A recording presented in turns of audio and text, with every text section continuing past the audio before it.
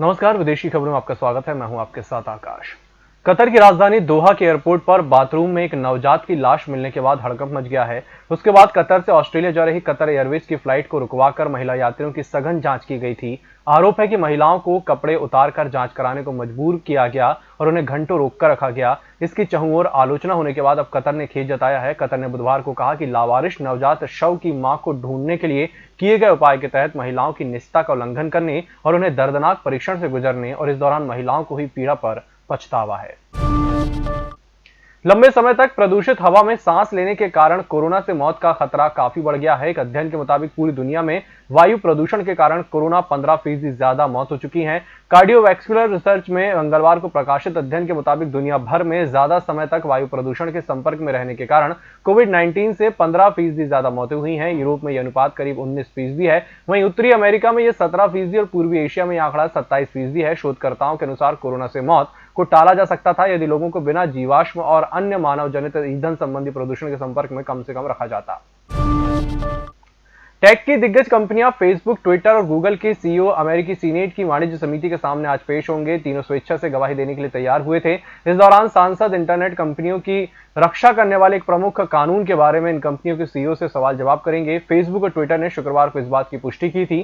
Facebook और Twitter ने बताया था कि उनके सीईओ क्रमशः मार्क जुकरबर्ग और जैक डोरसी समिति के सामने 28 अक्टूबर को पेश होंगे। सूत्रों के अनुसार अल्फाबेट के स्वामित्व वाले गूगल के सीईओ सुंदर पिचाई भी गवाही देने आएंगे। पाक पीएम इमरान खान को इस बात की चिंता है कि इस्लामाबाद को अस्थिर करने के लिए भारत अफगान जमीन का इस्तेमाल कर सकता है। वे जम्मू कश्मीर में भारत की नीतियों को लेकर भी काफी परेशान दिखाई दिए। उन्होंने एक बार फिर भारत की नीतियों को लेकर अपना दुखड़ा पाकिस्तानी जनता के सामने रोया।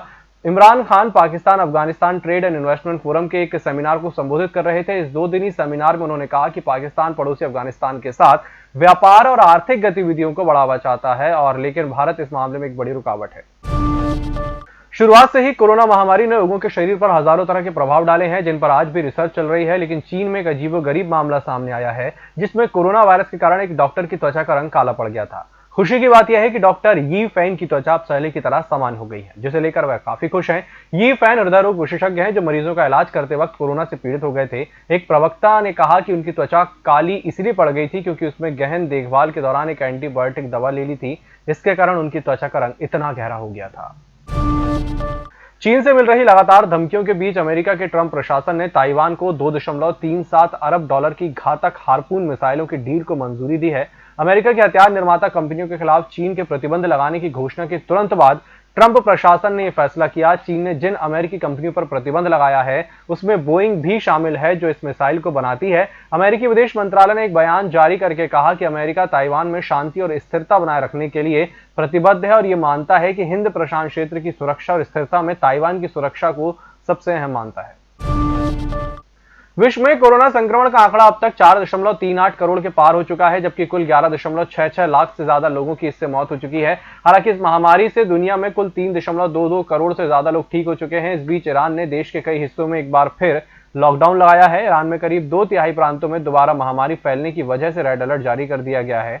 यहां तक कि मरीजों की संख्या बढ़ने के कारण अस्पतालों में बिस्तरों की संख्या कम पड़ने लगी है। पश्चिमी एशिया के सबसे अधिक प्रभावित इस देश में 24 घंटे के भीतर 5,960 नए मरीज मिले हैं, जबकि 337 लोगों की इसी अवधि के दौरान मौत हो गई। अगस्त में हुए रिपब्लिकन कन्वेंशन के बाद राष्ट्रपति डोनाल्ड ट्रंप की पत्नी मेलानिया कैंपेन में शामिल हुई है। पेंसिल्वेनिया की एक रैली में मेलानिया ने कहा कि मेरे पति डोनाल्ड ट्रंप सही मायनों में फाइटर हैं। उन्होंने 4 साल अमेरिकी लोगों की सेवा की है। आप उन्हें एक मौका और दें ताकि वे देश को फिर से मजबूत और ताकतवर बना सकें। अमेरिका में 3 नवंबर को चुनाव है। ट्रंप का बाकी परिवार देश के अलग अलग हिस्सों में कैंपेन कर रहा है, लेकिन मेलानिया पहली बार इसका हिस्सा बनी है। पाकिस्तान की संसद ने फ्रांस के राष्ट्रपति इमैनुअल मैक्रों के इस्लाम विरोधी बयान को लेकर सोमवार को निंदा प्रस्ताव पेश किया। इतना ही नहीं, विदेश मंत्री शाह महमूद कुरैशी ने फ्रांस से अपने राजदूत वापस बुलाने का भी प्रस्ताव दिया। लेकिन यहां गौर करने वाली बात यह है कि फ्रांस में पिछले 3 महीने से पाकिस्तान का कोई राजदूत है ही नहीं। 3 महीने पहले ही फ्रांस के राजदूत मोइन उल हक को चीन का एम्बेसडर बना दिया गया था। तब से वहां इस पद पर किसी को तैनात नहीं किया गया। कई सीनियर डिप्लोमेट्स अपनी पोस्टिंग का इंतजार कर रहे हैं, लेकिन विदेश मंत्रालय का इस ओर कोई ध्यान ही नहीं है। इसी के साथ मुझे दीजिए इजाजत। नमस्कार।